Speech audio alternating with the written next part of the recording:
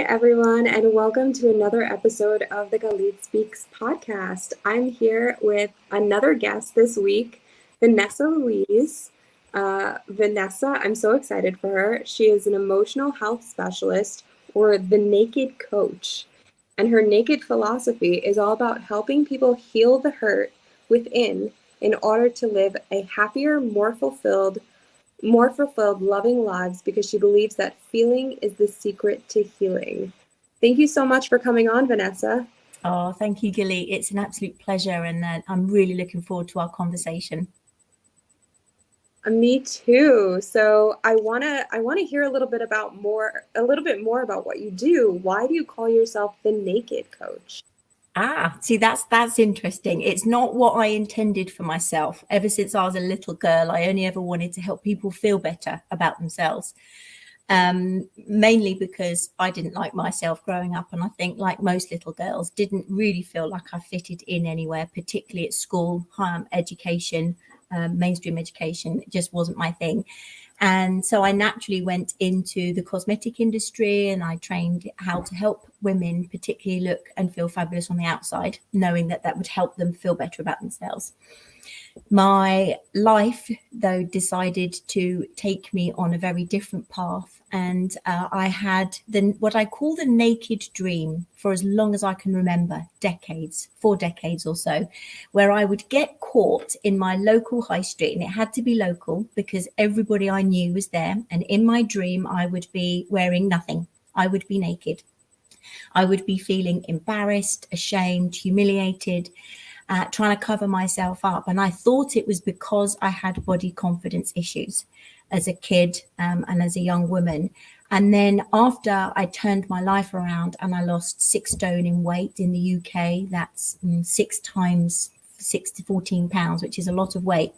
I still kept having the dream. And I thought to myself, okay, why am I still having the dream when I feel confident and I've lost this weight and I feel better about my body? And meditating on it, I realized it was actually the fear of showing up as my true self. So then begged the question, actually, who is my true self anyway? And that was back in 2014, 2015. So as a result of my life falling apart 8 years or so before that, having turned my life around, I then was asked the question by many people, how did you do it? And I just kept saying it was a different choice. I just made a different choice. And they said, but what choices did you make? And I was like, why do you want to know? And they said, it's because we want to help. We want you to help us do the same. So therefore, I got dubbed the Naked Coach, as I was helping people become naked. And I switched professions from helping people feel fabulous on the outside to feeling fabulous on the inside, because we all know really this game is about an inside out game. When we feel fabulous on the inside and we know the true beauty of our own hearts and we feel beautifully naked, then that's when emotionally naked, when we'll be able to show up in our lives with confidence, purpose and joy. Yeah, that seems like such a different approach, because especially coming from making people feel beautiful on the outside, Yes. It seems to me almost more fulfilling to make people feel beautiful on the inside. Do you think that first, that first attempt to make people feel beautiful on the outside, was that what led you to this other piece? Were you, struggling to find this other piece first? Yeah, it's a really good question, actually, because as a kid, I was really shy and retiring. I didn't have very many friends. I mean, I was a good kid, a nice kid, and I was friendly, etc., etc. But for some reason, I found myself on my own such a lot. So to be a speaker for a living and coach was just no way as part of the agenda. But to naturally follow where my talents were as a youngster, I danced since I was 6 years old. So we used to make up ourselves as youngsters right up until I was 18.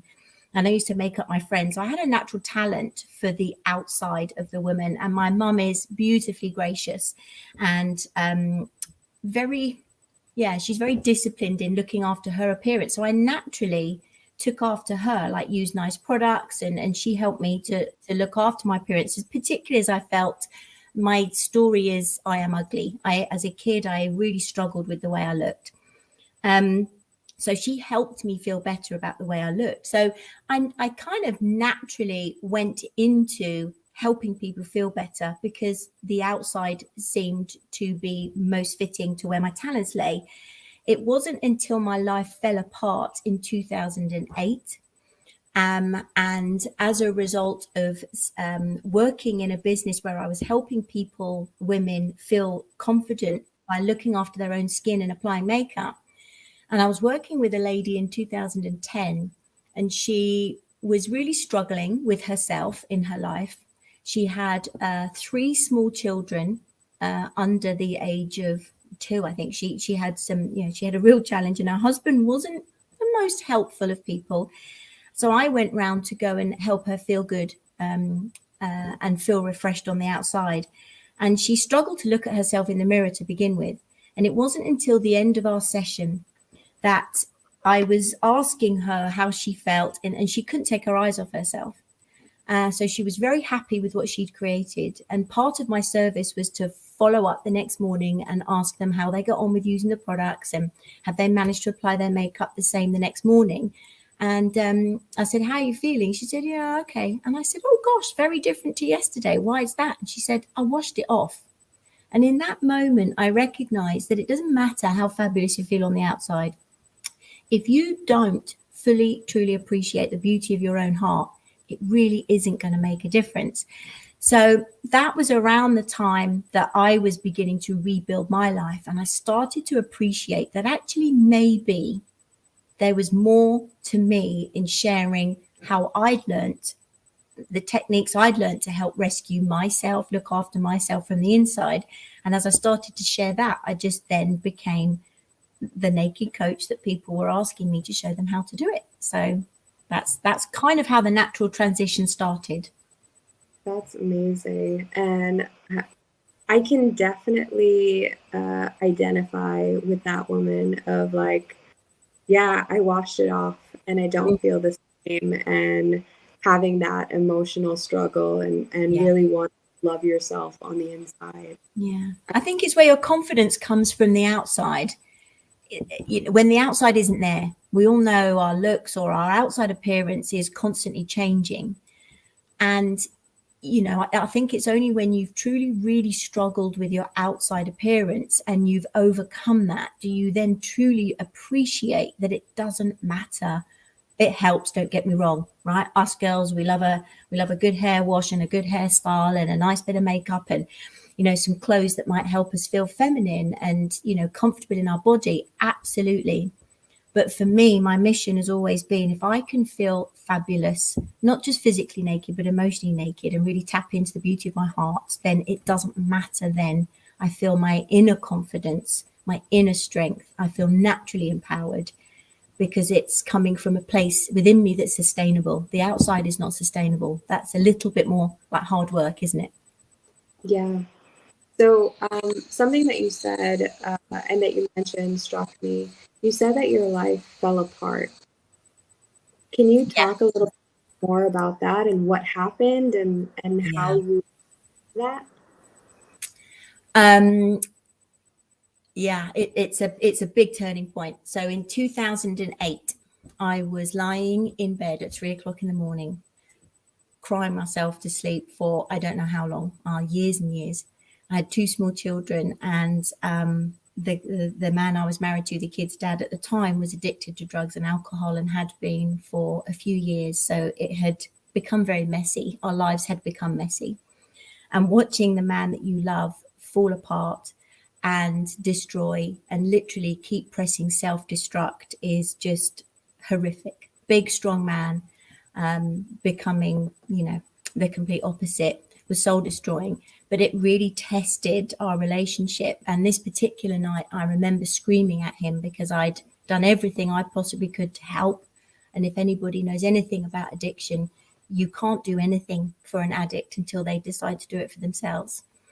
And this particular night, I had contemplated taking my own life because it had just got so bad. That place where you just go in that deep, dark place and the only way out is to just end it. And I just didn't have the courage. I contemplated all different ways. 2 small children just always kept me from doing that to myself. But this one night, I contemplated doing the unforgivable and actually taking his life. And I was lying there, shall I stab him? Shall I suffocate him? Just to end his pain and mine.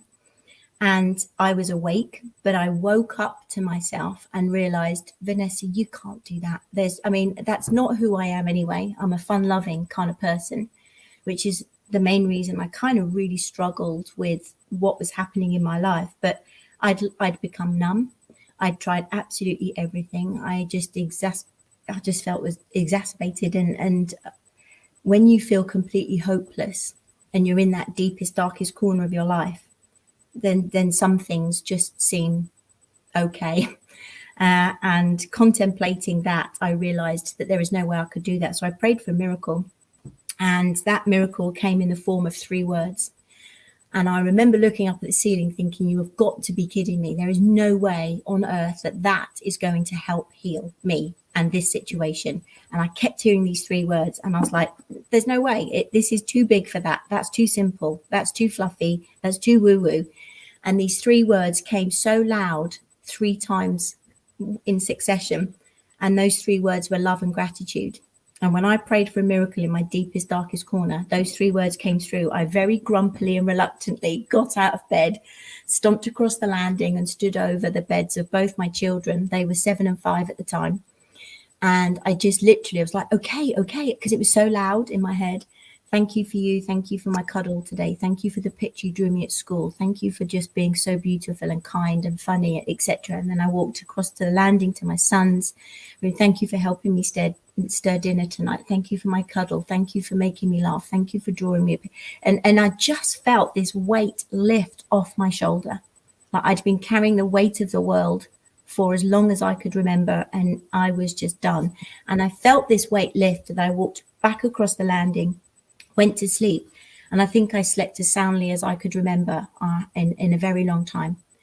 I got up the next morning, got the kids to school, and I just remember noticing the tops of the trees. And I thought to myself, wow, I can't remember the last time I noticed that tree shape looking like that, which made me realize I must have just been so closed off to the world. Not many people would have known what was going on for us. We did a good job of hiding it, but then, it kind of leaks out, doesn't it?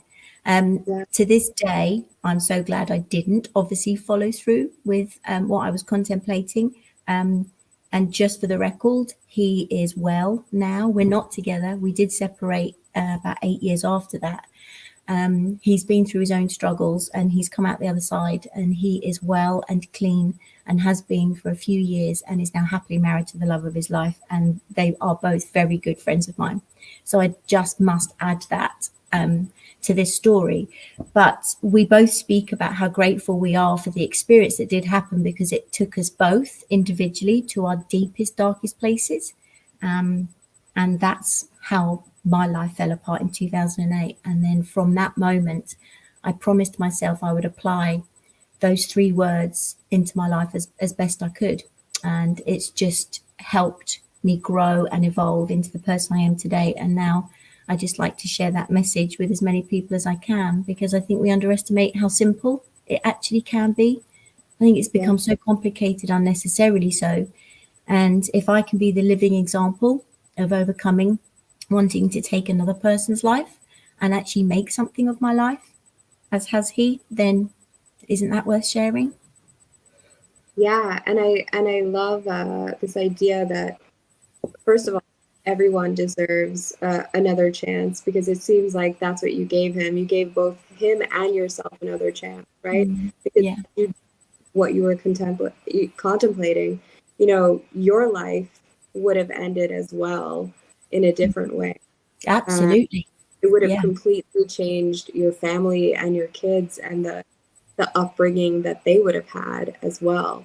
So it's really beautiful that you took a moment. And I also think that gratitude, like you said, love and gratitude, but gratitude especially, is something that's so powerful that people kind of really overlook. It definitely changes the message. It changes the way that you think. It changes your perspective. And it just reminds you, when you started, I had had a gratitude practice for a while. I don't do it online anymore, but I used to go into my Instagram stories every single night and say 3 things that I was grateful for. Wow. And it really took me in a place that it was very, I won't say it was very dark, but it was kind of a very lonely time. I had just left my fiance at the time and was alone for the first time in 7 years, Wow. and trying to find myself in the world of online dating, and just being who I was without that person. Yeah. And that person was also, he was an alcoholic. And so it was just a very kind of rough time, and he was going through it. And I was trying to be there for him while also, maintaining some semblance of myself in that Yeah. moment. And having that time every single night just to talk about what was going right in my life Yeah. and what I was grateful for, even if it was just that I had a good meal that day Yeah. that was, delicious, or whatever it was, or, that I had spoken with a friend that I hadn't spoken to in a while. It completely changed my perspective. Instead of, thinking, oh, woe is me, all of a sudden I realized just how abundant my Mm. life was, even though things weren't perfect. Absolutely. And that is so powerful. And thank you for sharing that, because I think, again, we speak about the simplicity of all of this, but the point being is that if we can truly focus on what is working in our lives, what we do have in our lives, for me, the practice of gratitude allows me then to align myself with what I call the power of love. The power of love. Some people call it God, universe, source. You could call it Fred. It doesn't really matter to me, but as human beings, we need to label it something. But what is that something that's turning the world, growing our grass, and beating our hearts? What is that thing? And if we can feel grateful, truly grateful, and feel that appreciation, then I believe we align ourselves with that power. And if we align ourselves with that power will give us more of what it is we are grateful for. So even if you are in a lonely place, even if you are on the streets, even if you are feeling heartbroken, even if you really think that and feel that your life is just falling apart, your heart is still beating. That is something to be grateful for. The fact that you've got a thinking mind, the fact that you have eyes, maybe you have eyes to see, taste buds to taste that meal. Again, we overlook the really simplicity and the beauty of all of these things. But how can we ask and how can we expect to have anything change in our lives if we're not going to feel truly appreciative for what it is that we do have? Because we don't get from the universe, we don't receive from the universe what we want. We receive what we are. But when we, and if we can really feel, and as energetic beings, if we can truly feel grateful and concentrate on what is working, then we are likely to get more of the same. Very likely to get more of the same. But the hard thing is feeling grateful when it doesn't feel very lovely on the outside. That's the practice. That's the practice. And I think it's only when we find ourselves in those lonely places, and I call it lovely or unlovely, just to keep it simple. But if we're feeling unlovely and life is unlovely, then the challenge is to think, feel, concentrate on what is lovely in your life. That's the challenge. But we know that it works. So that's why we do have to keep going. Yeah. Yeah. It seems, like you said, almost too simplistic, but it really is just about changing your perspective and making sure that you appreciate even the little things that are happening every single day, because it will really change your relationships. It just, Yeah. so Even if it is the bird singing or the fact that the sun came up, the fact that you have a bed to lie in, the fact that you do have someone or something, that is that you know it is messaging you, is looking out for you. Yeah. So with that, one of the topics that we wanted to talk about today was breakdown of relationships. So what are other relationship breakdowns, and how can you solve them? And is that something you work on with people? Very much so, because people think they're coming to me for many different things, but breakdown of a relationship is probably one of the most popular. The first and foremost relationship that there is a breakdown for, that people don't realize that they're coming to me for, is first of all the relationship with themselves. They think they're coming because they've left a partner, maybe they've fallen out with parents or children or colleagues or whatever. But first and foremost is that relationship with self. The most common one is obviously the breakdown of a romantic relationship. But I think some of the most heartbreaking breakdown of relationships are those with our children or our parents, because those are the two relationships that really we don't choose. It's chosen for us effectively. Whereas you choose to be with someone romantically, you'll choose to work with a colleague or a business partner, you'll choose your friends.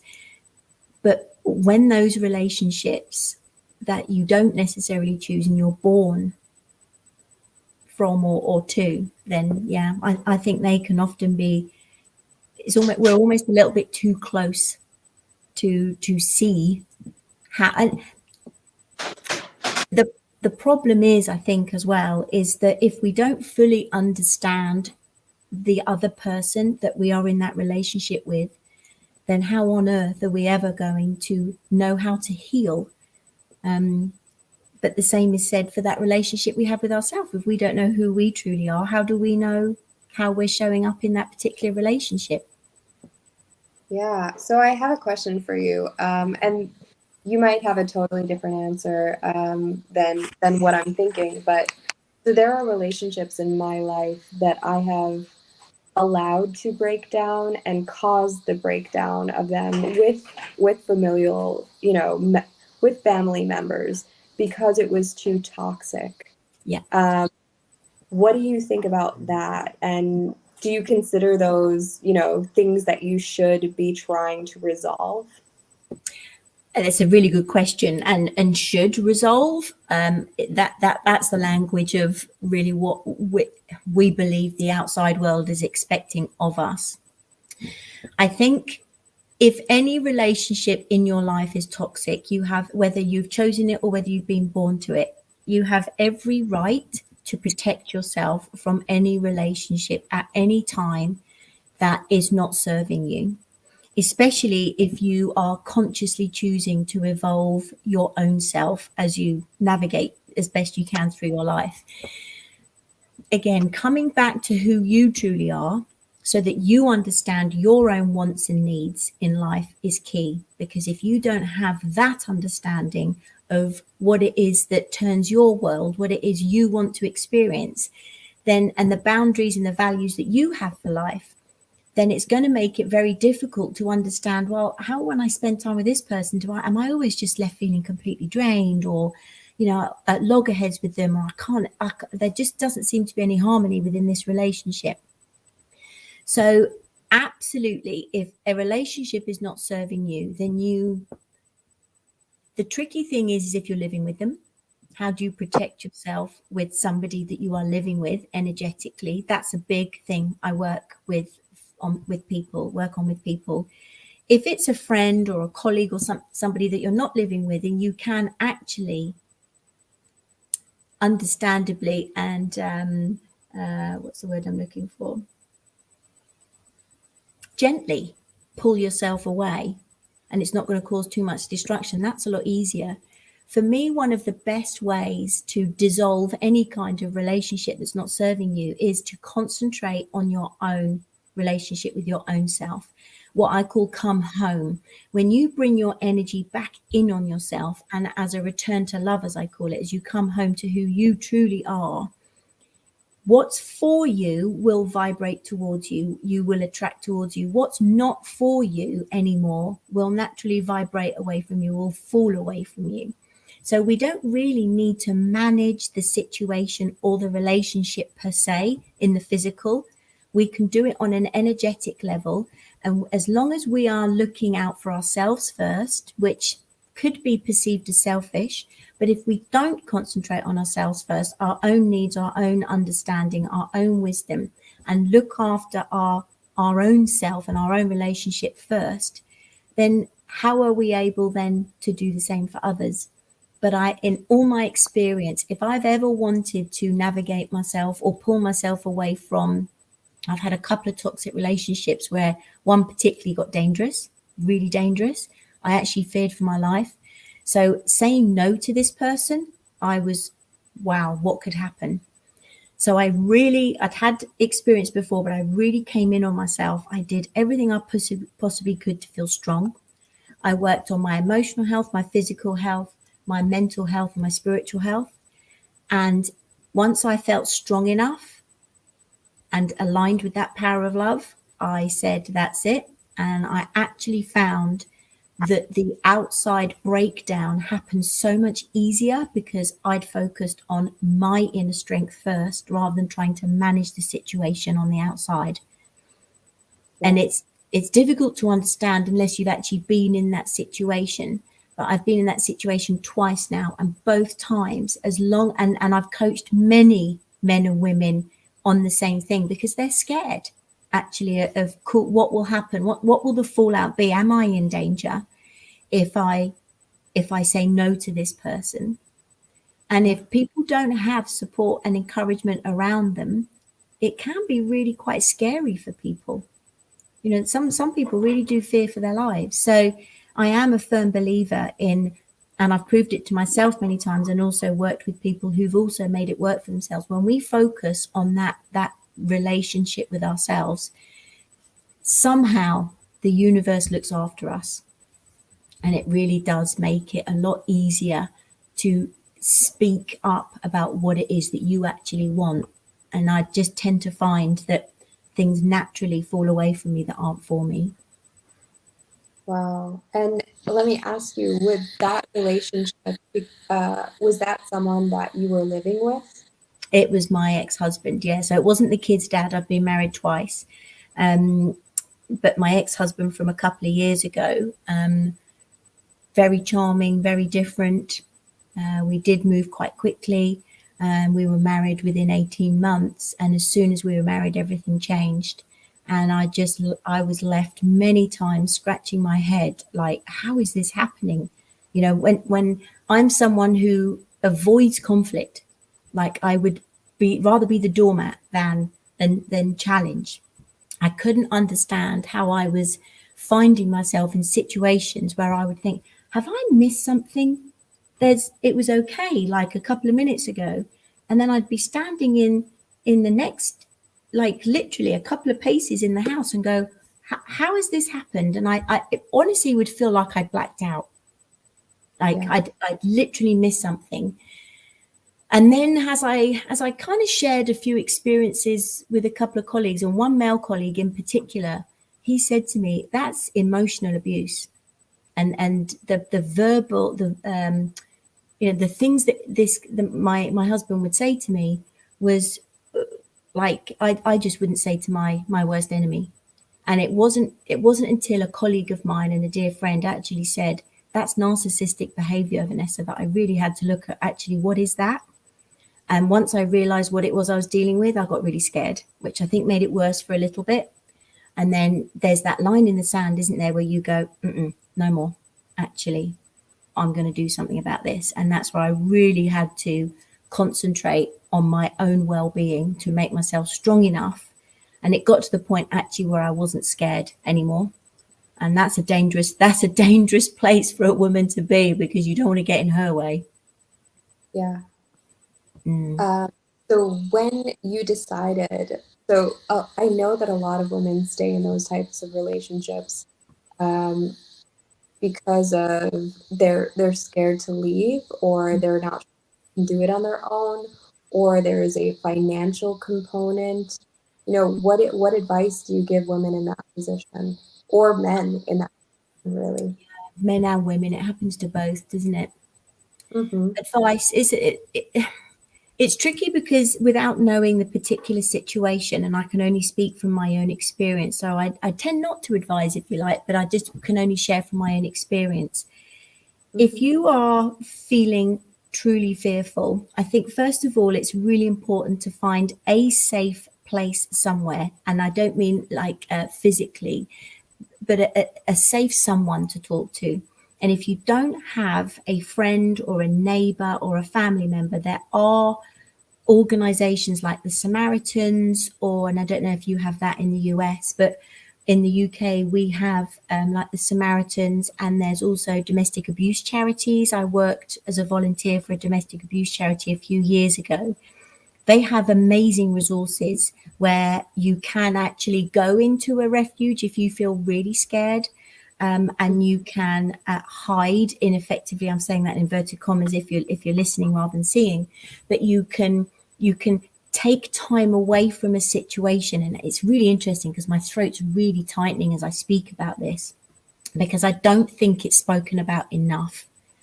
And I think that when we do speak up about this kind of thing, I think that society tends to strangle us because it's such a big problem that this is where we have to take responsibility for ourselves. So even if you have to go to a local cafe and use or a library and use Wi-Fi or a computer there, and do your research and find where you can find a safe space to talk to somebody, just so you feel heard. Because a lot of the time I find, or I found for myself, that I would get so caught up in my own head, and I could hear his voice and my voice, and I wasn't sure which one was which. Least of all, I couldn't hear my heart, because the noise and the abuse that I was giving myself for how did I get myself into this? I was berating myself. He was berating me. So there was like, I just didn't even know what to do. And I would be found outside trying to smack my head on the paving stone outside to either crack my head open so I didn't have to feel it anymore, or wake me up. Like, I didn't recognize who I was. And we can go into a real flat spin of destructive behavior. And I think if you are blessed enough to have people around you that can say, hey, are you okay? But I do appreciate some people don't have that. And that's where we have to take responsibility for ourselves. And there is help out there if you look for it. It might not be very obvious, but it is out there if you look for it. Yeah. I think you're right. Like, one of the first things that a lot of people don't realize is that it's actually happening, right? They think that they are to blame, that they did something wrong. If only I hadn't said that, if only I hadn't worn that, if only I had done that. What they don't realize is that it didn't matter if you were perfect. It No. was going to happen, because that's what that person needs in order to feel better, or believes they need in order to feel better about themselves. Yeah. And it has really nothing to do with you, or what you wore, or what you said, or how you acted. I think that was something that it took me a very long time to get over, especially. So I grew up in a domestic violence situation where my father abused us, and it was emotional, it was mental, it was physical. And going through that as a child, you really internalize that, right? You internalize the words that he's saying, and you really start to believe it. And it took me so long to acknowledge that even after the abuse had stopped and we ran away to a domestic violence shelter, and even after all that abuse had stopped, I was still mentally doing it to myself, because I was in that moment, and in those words and in those actions. And it definitely took me getting a lot of therapy to stop doing that to myself. And it's kind of like and people don't realize that it doesn't just end, right? It's a lifelong struggle. Once those feelings have been internalized, there are triggers that can come up at any time, and Yeah. something can happen and you can be thrown right back into it. And you Yeah. have to, a way to pull yourself out of it. Yeah. I think awareness is so key, because like you say, you don't recognize that you're actually in it. I've got a saying, a friend of mine used to say, you can't see the label of the jar that you're in, which is why I think it is so important, A, to have people around you, but also with the naked principle, what I share with people is, if we can keep it as really simple as we can, because that mess has become so complicated, you don't know which way is up. And if you've ever been caught in the sea and a rolling wave, and you're tumbling and you're tumbling, and you really start to fear for your life, and you're being bashed about and pulled about, you just don't know which way is up, and you're literally just waiting for the wave to land on the beach, and then you can reassess the situation. I think struggling to, if we can keep it as really simple as possible, is that voice in your head that you begin to believe to be true will always make you feel unlovely. That voice's goal is pain.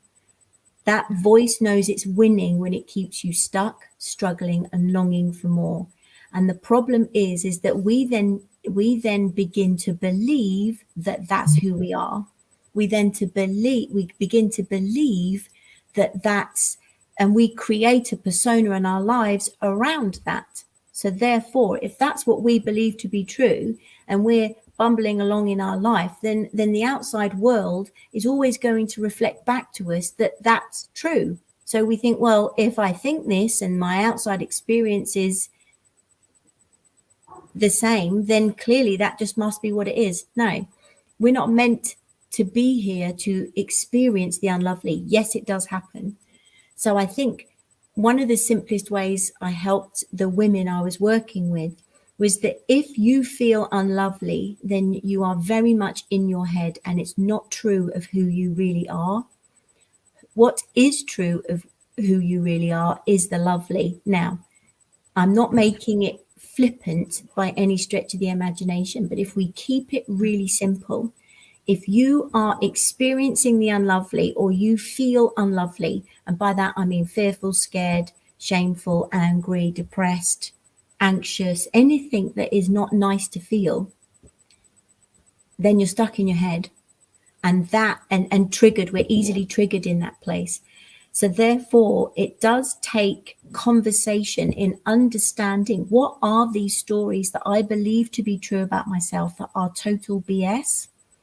And how do I shift from my head to my heart, so I can even attempt to begin to experience the truth of who I am, and actually what life is meant to be about. And for some people, that just seems so difficult, so hard, because the last thing we want to do is revisit any trauma or anything that's unlovely. However, what we have created around our hearts through our thinking is to protect our hearts, because we've been led to believe that the people that love us are the ones that hurt us. So we've got a very distorted opinion and experience of love.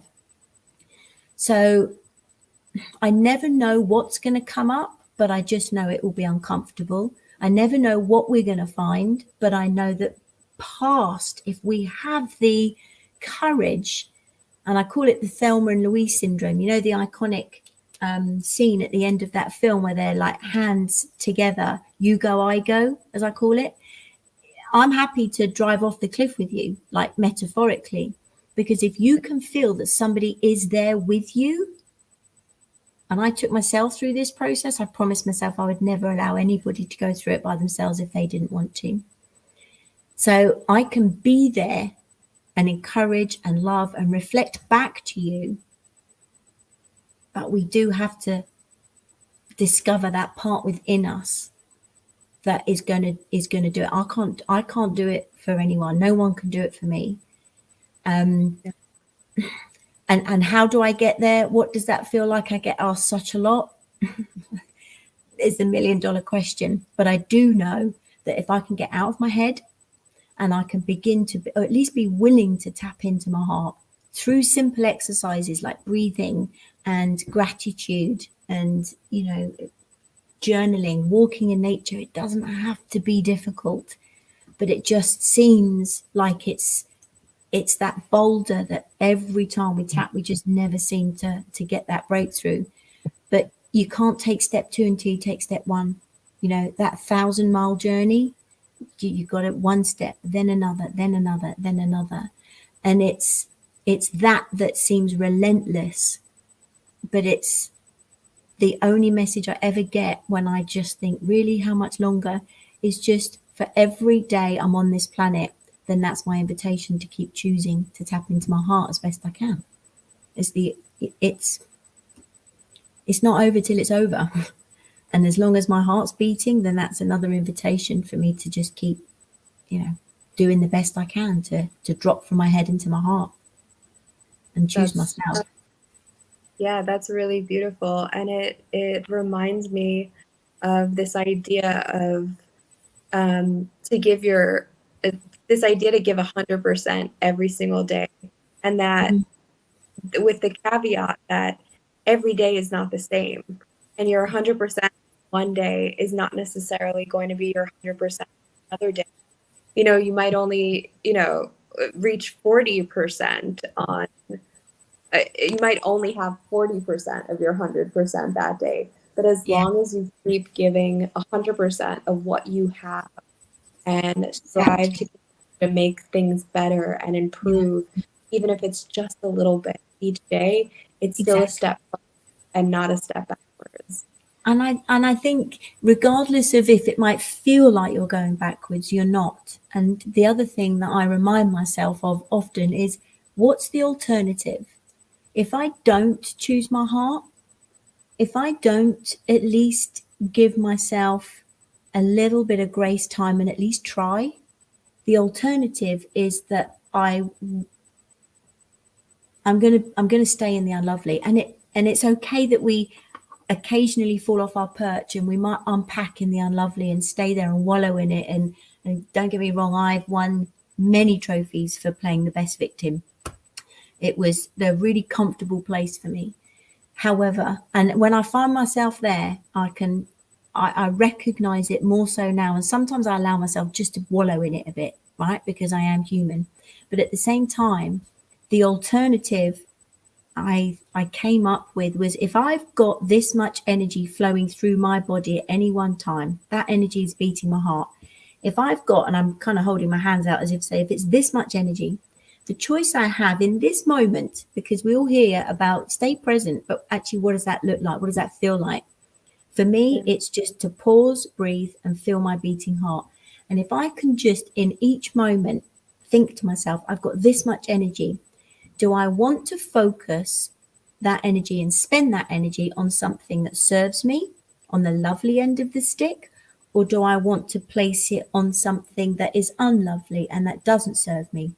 Either is absolutely fine, and it's a choice. But fully appreciating that if I place it on the end of the stick that is unlovely and doesn't serve me, I'm going to feel crap. I'm going to feel unlovely. And that's okay. And then when I'm in that place, I can then make a different choice. Then the next moment arrives. Do I want to spend my energy here, or do I want to spend it on a place that serves me? And I'm in that unlovely place for as long as I need to be in it until I say no more. And my clients and friends often say to me, how long will this last? I said, as long as it needs to. It's happening the way it needs to happen. Otherwise, it would happen differently. And that's the only thing, one of the things I just believe to be true, is that how can it be any other way? Because if what's happening for me right now, lovely or unlovely, it's meant for me, otherwise it would be happening in a different way. Yeah. Does that make sense? And then it's about taking responsibility for being here now, and how am I going to spend that energy? And that's the choice. And it's not easy. It's not easy. And I still sometimes find myself, making the choice of, what's difficult is when we don't make the choice and we find that we're in the unlovely place. If we don't keep choosing to look after ourselves, it's that stop, start, stop, start, stop, start that's tiring, not actually doing the work. If you're pedaling and then you cruise, and then you're pedaling and you cruise, that's not difficult. What's difficult is if you pedal and stop pedaling, you get off your bike and then getting back on again and pedaling again. That's the difficult bit. Yeah. Wow. That's so powerful. And so we are nearing the end of the podcast. So I want to talk to you a little bit about how people get in touch with you, the ways that you work with people, and if somebody feels like your message speaks to them, how do they get in touch? First of all, they are more than welcome to reach out on our website, which is vanessalouise.life. All of our social is on there. They can get to just explore a little bit more about what the naked philosophy is about, and reach out on social media for sure. And there's a contact page on that website, and we will answer you. You can join our Facebook group where we've got tips and tools. That's all complimentary and that's private. So anything that you do say in there or comment in there just stays within the group. I'm more than happy to have any conversation with anybody who's willing to do this work. The only specification I have is that if you're willing, then we're willing to contribute, and give the best that we possibly can. But lots of people will contact us because they think we can fix them. We have the tools in place, and if you work this work, it works for you 100% of the time. That's the promise that this work has. But it's understanding, how do you become committed to using this work? And one of the ways that we're passionate about is really just teaching people to just connect to their own breathing. Because if you appreciate that you are being breathed, you're not breathing, you're being breathed. That's happening whether you're thinking about it or not. So if you can just have a moment to pause, breathe, and feel your beating heart, that will take you out of your head and tap into your heart. And it will take practice because there will be resistance, but that's the I suppose the free tool, if you like, to be able to help people at least give themselves the space to be able to understand how this work works. But that's the best way to reach out to us for sure. Wow. And I just want to give people another tip. While we were talking, I was just reminded of a TikTok I saw this week. And knowing that sometimes it is so difficult to really pay attention to your breathing and meditate. And, people get kind of scared when you say that word. Yeah. But there's actually another technique that can help you kind of focus in and get the same benefits of meditation. And that is closing your eyes and actually doing this with your fingers, and then really focusing in on that until you can feel the ridges in your fingers. And if you can do that, if you can focus in and feel the ridges of your fingers, and if you can just do that for a little bit, that will give you the same benefits as meditation. It'll actually have neural pathways. So that's just another tip. If anybody is listening and you need another way to kind of, focus in and get and when you're doing your breathing exercises, it's just too hard to mentally focus for you sometimes, then that's the way that you can bring your focus in and really stay present in the moment.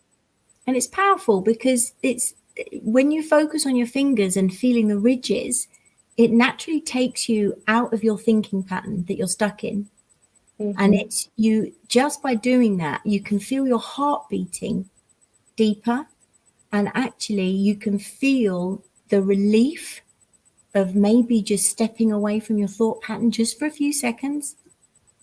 And then you start to think, oh, okay, so it is possible. And then I think the more that you do that and you extend that maybe 3 seconds, 5 seconds, 10 seconds, and you begin to actually experience feeling better, just even for a few seconds, then you know it works. Nobody minds putting effort in if they know it's going to work. So that's a really powerful tool. I love that one.